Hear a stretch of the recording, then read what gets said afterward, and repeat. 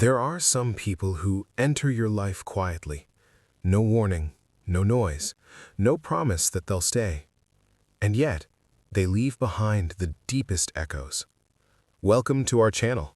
If this is your first time here, make sure to hit the like button and subscribe to join our journey through beautiful love stories that touch the heart. We'd love to connect with you. Let us know your city in the comments. This story begins not with love, but with distance. Min-jae was known for power, discipline, and silence. A young man who learned early that emotions were weaknesses the world could exploit. In his world, trust was rare, love was optional, and vulnerability was dangerous. Amara lived differently. She believed people meant what they said. She believed presence mattered. She believed love, even when it hurt, was still worth feeling. They met in a moment so ordinary that neither of them understood its weight. A brief conversation, a shared silence, a look held a second longer than necessary. Nothing romantic, nothing dramatic, but something shifted. He noticed how she listened, not waiting to speak, but truly listening. She noticed how he never spoke about himself, yet somehow carried entire stories in his eyes. They didn't exchange promises, they didn't name what was happening, but nights became longer, messages became deeper, silences became heavier, and slowly, without consent, without warning, she began to fall. Love doesn't always announce itself. Sometimes it arrives disguised as comfort. She cared in ways that were quiet but complete, remembered small details, showed up emotionally even when she was tired. He accepted it effortlessly, not because he was cruel, but because he didn't know what it cost her to give. And that's how one-sided love often begins, not with rejection, but with imbalance. Love does not arrive all at once.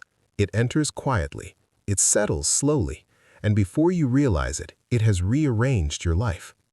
Amara didn't notice the moment she became emotionally invested. There was no confession, no declaration, no dramatic shift. It happened in small, invisible ways. She began checking her phone more often. She remembered things he never asked her to remember. She adjusted her schedule, not because he demanded it, but because she wanted to be available. And Min-jae noticed, not consciously, not intentionally, but he noticed. He liked how she made things easier. Conversations flowed without effort. Silences were comfortable. There was no pressure to explain himself. She never asked for more than he was willing to give, and that made her safe. Too safe.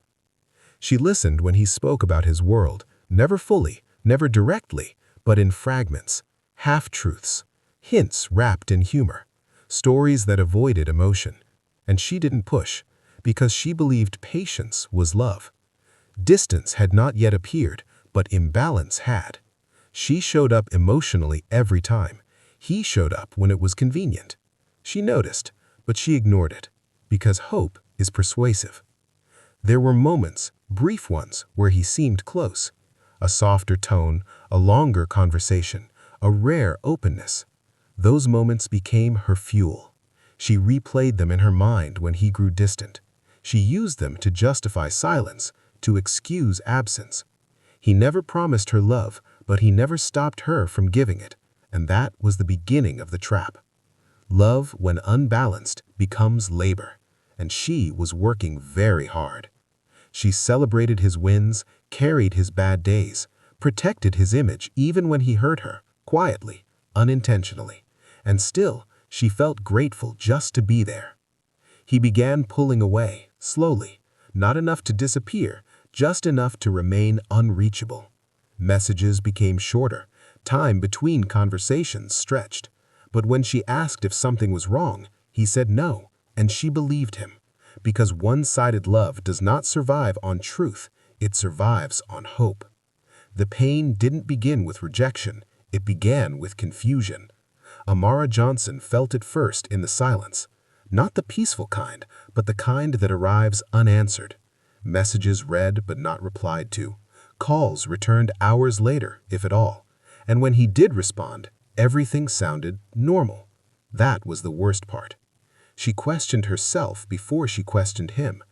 Am I asking for too much? Am I being sensitive? Maybe he's just busy. She edited her needs into something smaller, something quieter, something easier to ignore. And Min-jae, on the other hand, did not feel the shift, because imbalance rarely hurts the person on top.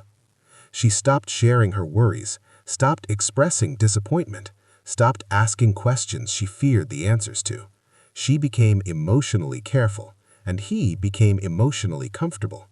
At some point, she realized something painful. She knew his moods better than he knew hers. She adjusted herself to him. He never adjusted to her. There was no cruelty, just absence. And absence can destroy a heart just as effectively. She waited for effort, waited for clarity, waited for him to choose her without being prompted. But he never did. Instead, he offered crumbs, enough attention to keep her close, enough warmth to keep her hoping, never enough to feel secure. She began to feel lonely, even when they spoke. That is a special kind of pain, to feel alone in the presence of someone you love. Eventually, she tried to speak, not dramatically, not emotionally, just honestly. She said she felt distant from him. He listened, he nodded, and then nothing changed.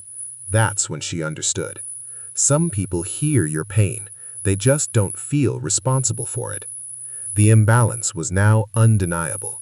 She loved deeply, he cared selectively, and love cannot survive on uneven ground. Still, she stayed, because walking away from one-sided love feels like losing twice. You lose the person and the version of the future you imagined with them. So, she endured, and slowly, quietly, she began to break. Love can hurt in ways words cannot describe. It does not break softly. It does not announce itself with fanfare. It comes suddenly, or sometimes it comes slowly until the weight is unbearable.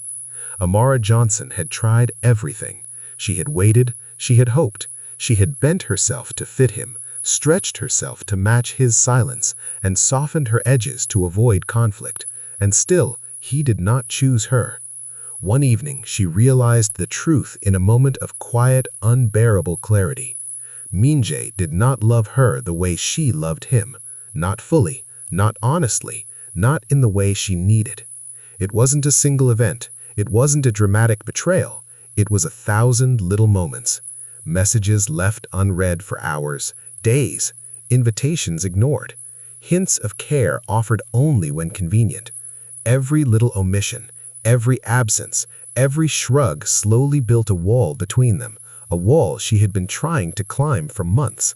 And now, the wall had become a chasm.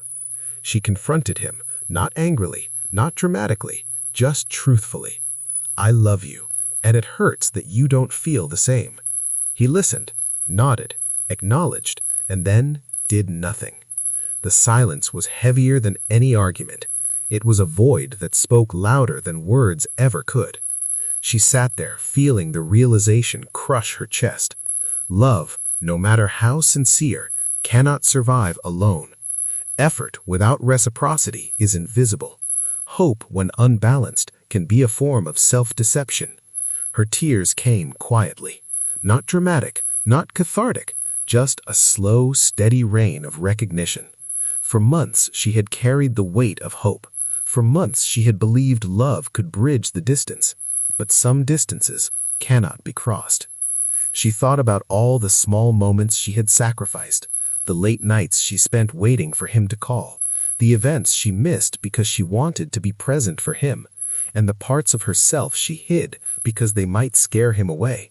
And now, she realized that her love had been a gift to herself as much as to him, though unreturned. He finally said something. I didn't know. But she understood. It wasn't ignorance. It wasn't forgetfulness. It was indifference. And indifference is a wound deeper than hatred. At that moment, she decided, not consciously at first, but in the quiet of her heart, that she would no longer allow herself to be someone's second choice. The breaking point is not always dramatic.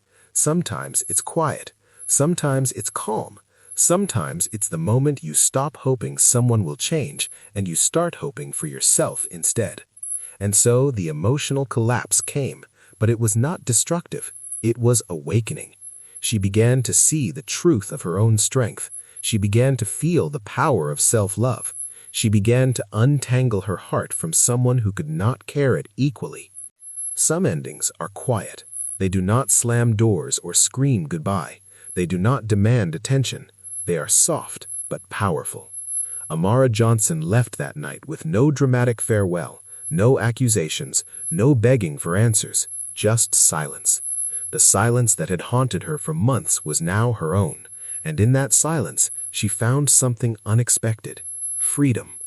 She began to notice the parts of herself she had ignored, the hobbies she had abandoned, the friends she had drifted from, the ambitions she had pushed aside to make space for someone who would never reciprocate.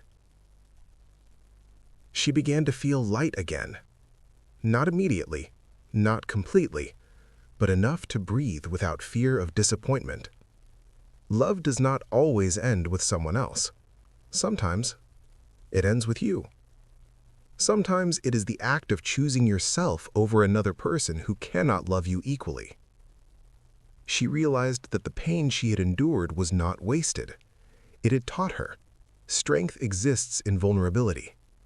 Hope can be dangerous if unchecked. The deepest love she could ever experience had been within her all along. And he? Min-jae remained the same. Distant, closed off, untouched by the intensity she had offered. It was not cruel. It was simply the truth of who he was. And she no longer needed to change that. Months passed. She rebuilt herself piece by piece. Every smile became hers alone. Every achievement, every small joy belonged to her, untangled from anyone else. And when she thought of him, it no longer hurt. Because love, one-sided or otherwise, leaves behind lessons, not chains. She had loved fully. She had given it completely. And in doing so, she had learned her own worth. The final moments of the story are quiet but reflective. A walk in the park, alone but content.